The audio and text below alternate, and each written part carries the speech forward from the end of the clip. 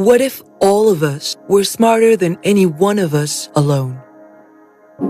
A lot of times, the wisdom of crowds doesn't seem very wise. But this isn't the whole story. As traditional top-down models fail, new systems are taking shape. From neighborhoods to laboratories, we can collaborate at scale to find stars in the sky, live more sustainably, and restore hope. Collective intelligence can be our way forward. But how do we build it? We shape this new field of knowledge along 3 axes. First, in our master's, PhD, and online programs, we study how intelligence works. From cognitive science to data and AI, we can anticipate gaps in our thinking and learn how to reason as a group. Second, we design systems that can bring out our best. In ancient Athens, politics, democracy was not just about choosing a leader, finding someone to follow.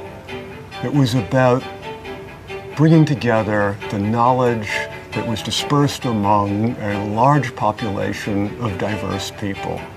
The Athenians saw that when they brought together the knowledge that they had as a community into a single place, into the public sphere, they could solve problems that were intractable in any other way.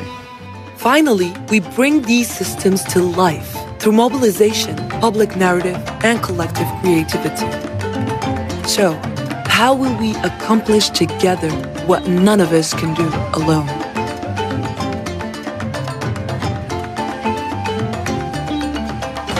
Welcome to the School of Collective Intelligence. And welcome to the Athens Democracy Forum. Please welcome to the stage Achilles Tsaltas, President, Athens Democracy Forum.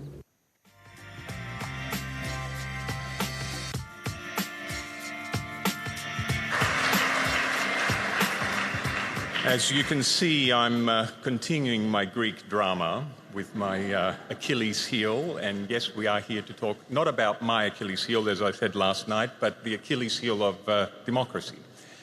So, kalimera σας. Καλώς ορίσατε. And here's to a collective thank you to all of you intelligent people. I'm taking a cue from the collective intelligence video, and I would like to start by thanking you, our delegates, before I thank our leaders amongst us, like even Prime Minister Mitsotakis, because I'm sure they will understand this is a democracy conference after all, so we're all Athenians, as the professor said. So Prime Minister Mitsotakis, we're honored to have you here. Thank you. And we are grateful to have you here, our audience, our delegates from all over the world, as it's you, really, that has helped Athens Democracy Forum grow. This is the 7th year that we stand in front of you. And I don't know if many of you believe in the 7-year cycle concept. I do, where we're standing at a critical time for this conference. We started 7 years ago. We were in a little bit of shock at what was happening in democracy. A few years after that, we became a bit defensive and a bit depressed about the state of democracy. And it's only about a year ago that we started thinking that what we need is solutions. So in this 7th year, there's been a fundamental shift, and I'm delighted to be sharing this with you. When we started planning this year's conference, Stephen Dunbar-Johnson, our president, myself, and our CEO, Mark Thompson, met back in December, I think it was, and we felt that in order for this conference to grow, and when I say grow, I don't only mean for it to become huge. What we want it to become is consequential. So in order for this conference to become consequential, we decided that we needed to take it out of the commercial structure of the conference department at the New York Times and build a non-profit structure around it. Now, the New York Times, being the independent media institution that it is, we cannot get involved in activism or advocacy democracy screams for activism and advocacy, especially in the times that we live in. So the New York Times can't do the non-profit, and they've entrusted me, and I thank you for that, Stephen, to set up the Democracy and Culture Foundation with the purpose of running this conference. Now, the Foundation's mission is to empower society through better governance and citizen engagement. And we want to do this through a very simple impact chain. Very simply, we need to think, talk, and do. Now, the Democracy Forum very much falls into that talk sector. We talk, but I'm not sure what the outcomes have been so far. So now that we are a foundation, we have this flexibility to partner with others, with thinkers and doers, in order to make things happen. And I just want to do a little test this morning. How many of you in the audience believe that you are thinkers or that you work for an organization in the think sector? Can we have a show of hands? Okay.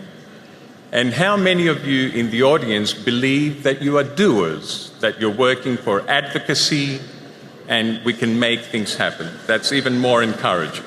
So I'd like the thinkers and the doers to come and see us. We've got in the audience, and I will ask them to stand, Louise, Karina, Helen, Alberto, Katerina. If you could all stand, because I'm incapacitated, come to me, but these people are here to help you as well. And in the audience, we also have 24 students who I will ask to stand as well. It's our students, university students from the Global Liberal Arts Alliance. At the moment, they're all grouped together.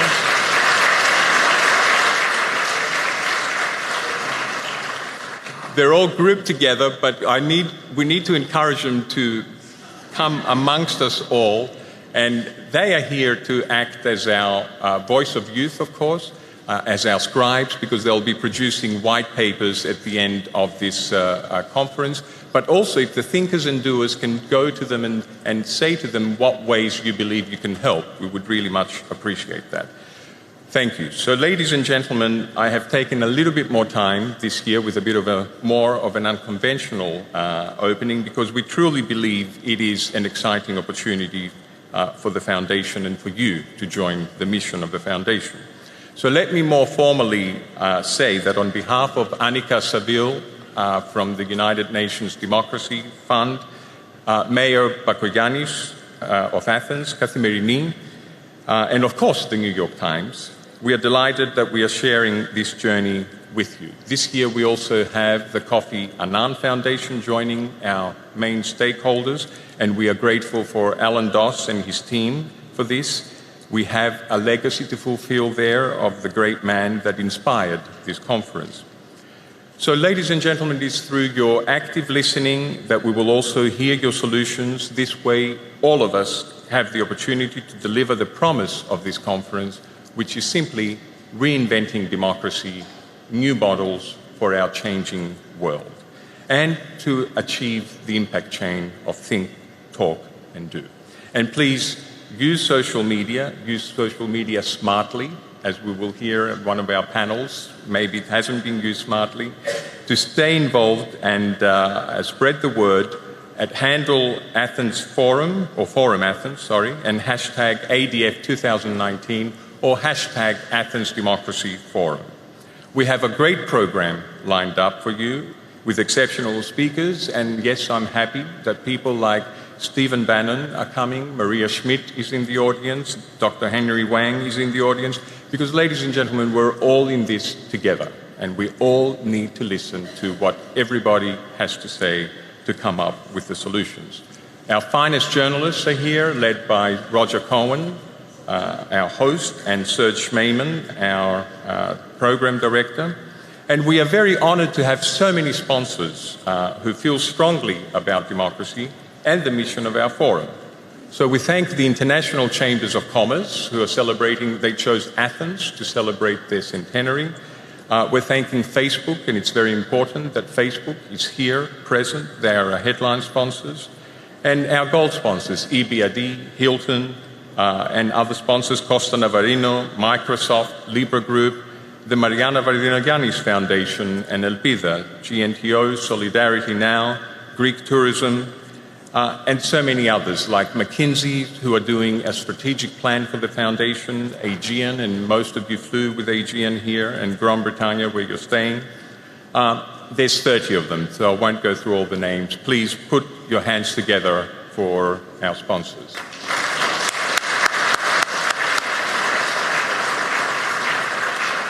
And it is with the help of our sponsors that we spread the word. There's a special report today, and in a week's time we will have another special report where your views will be reported in 160 countries around the world. So what we say here and our solutions will be heard.